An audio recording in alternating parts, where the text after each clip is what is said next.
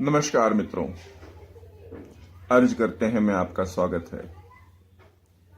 मित्रों, आज हम सीमा गुप्ता की गजल का भावार्थ समझने की कोशिश करेंगे।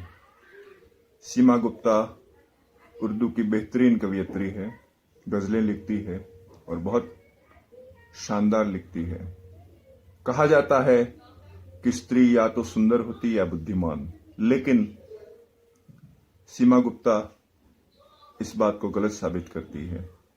तो आइए उनकी गजल को देखें और समझने की कोशिश करें। मतला है, इस तरह से दिल पे मुसल्लत है, इस तरह से दिल पे मुसल्लत है रिफाकत उनकी। इस तरह से दिल पे मुसल्लत है रिफाकत उनकी। इस तरह से दिल पे मुसल्लत है रिफाकत उनकी, बंद आंखों से भी करती हूँ जियारत उसकी। इस तरह से दिल पे मुसल्लत है रिफाकत उनकी, बंद आंखों से भी करती हूँ जियारत उनकी। जैसे कि मैंने कहा, सीमा गुप्ता सुंदर भी है, बौद्धिक भी। प्रस्तुत गजल इस बात का प्रमाण है। प्रस्तुत गजल में सीमा जी ने मानव मन की नाजुक, कोमल, रेशमी भावनाओं को, वेदना संभर भावनाओं को बहुत खूबसूरती से गजल में पिरोया है। मानव मन की सूक्ष्म भावनाओं को, खास तौर से स्त्री के मन की भावनाओं को, अपने प्रीतम के प्रति की भावनाओं को बहुत ही खूबी से, कुशलता से, कोमलता से इस मटले में व्यक्त किया है। कवियत्री ने मक्ते में उस प्रेमिका की बात कही है जो पल पल प्रेमी के स्मरणों में खोई हुई है, खोई हुई रहती है। हर पल उसे अपने प्रेमिका ही ख्याल रहता है। उस प्रेमिका के मनोभावों को व्यक्त किया है। प्रेमानुभूति में खोई हुई प्रेमिका कहती है कि मेरा साथी मेरे मन और मस्तिष्क में इस कदर छाया हुआ है कि क्या कहूं। प्रेमिका कहती है कि मैं हर पल उसकी पूजा में जैसे लीन रहती हूं। मेरा मन, मेरा दिल, मेरा अस्तित्व अब मेरा नहीं रहा। मेरा कुछ भी मेरा नहीं रहा, मेरा वजूद मेरा नहीं रहा। मेरा सब कुछ जो है वो उसका हो गया है।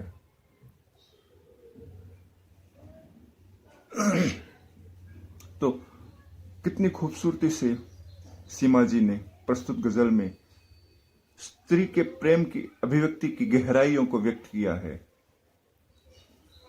अगला शेर देखिए।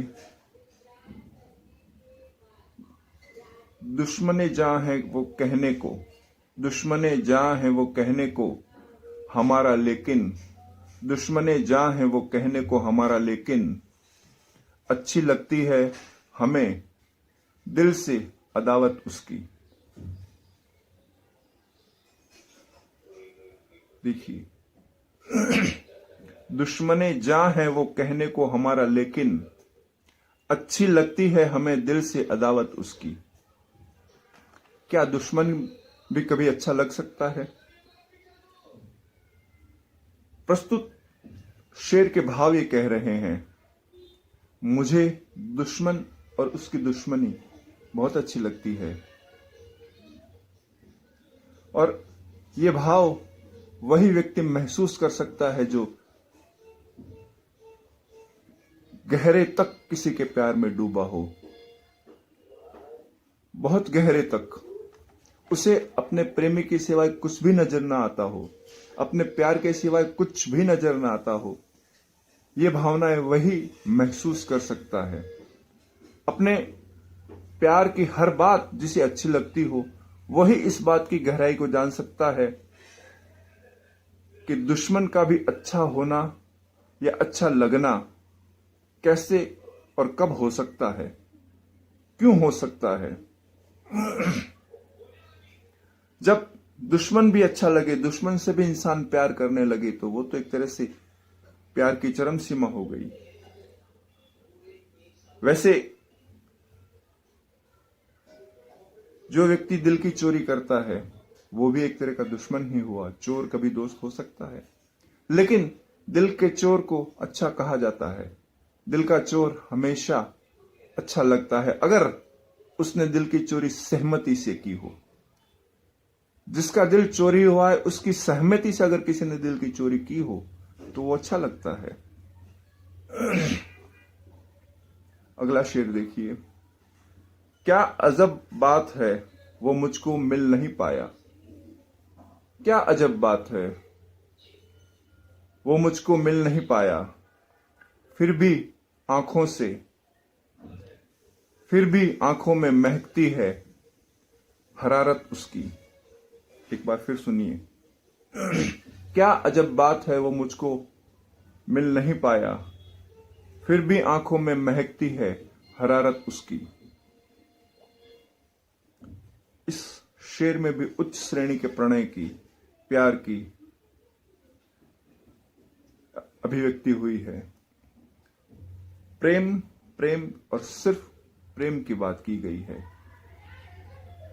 प्रेम प्रेम और सिर्फ प्रेम। प्रेमिका अपने प्रेमी के पास कुछ भी पाने की आशा नहीं करती है, वो सिर्फ दे रही है। उसे वापस कुछ मिले या न मिले उसे कोई फर्क नहीं पड़ता। उसकी सांसें प्रेमी की याद से महकने लगी है। उसके प्यार की चरम सीमा देखिए। उसकी सांसें प्रेमी की याद से महकने लगी है। कह रही है कि सांसों में महकती है हरारत उसकी। वो जानती है ये सब इसके बावजूद हो रहा है कि वो जानती है कि प्रेमी उसका नहीं हो सकता। ये प्रेम की उच्च श्रेणी, उच्च कक्षा इसीलिए है कि प्रेमिका जानती है कि प्रेमी उसका नहीं हो सकता, लेकिन इसके बावजूद वो उससे बेइंतहा प्यार कर रही है। अपने आप को पूरा समर्पित कर रही है। अपनी यादों को पूरी तरह से उसने प्रेमी को समर्पित कर दिया है। वो कहती है कि भौतिक रूप से प्रेमी मेरा न हुआ तो क्या हुआ। प्रेमी भौतिक रूप से, सांसारिक रूप से अगर मेरा न हुआ तो कोई बात नहीं। मेरे दिल से, मेरे दिमाग से, मेरी यादों से उसे कोई नहीं मिटा सकेगा। वहां उसकी याद हमेशा महकती रहेगी, पुल बनकर महकती रहेगी। अब इस स्तर के प्यार को आप क्या कहेंगे? क्या व्याख्या करेंगे इसकी? सब व्याख्याएं इसके आगे नाकाम हो जाती है। इस प्यार की अभिव्यक्ति को बताने में, इस प्यार को समझाने में नाकाम हो जाती है। तो आज हमने सीमा गुप्ता जी के 2-3 शेरों की, एक गजल के 2-3 शेरों की भाव अभिव्यक्ति को समझने का प्रयास किया। हम कितने सफल हैं, कितने नहीं हैं, ये माता सरस्वती ही जानती है, या आप जानते हैं मैं कितना व्यक्त कर पाया हूं या नहीं कर पाया हूं। अंत में आप सबके भीतर बैठे परमात्मा को प्रणाम करते हुए मैं विदा लेता हूं। धन्यवाद।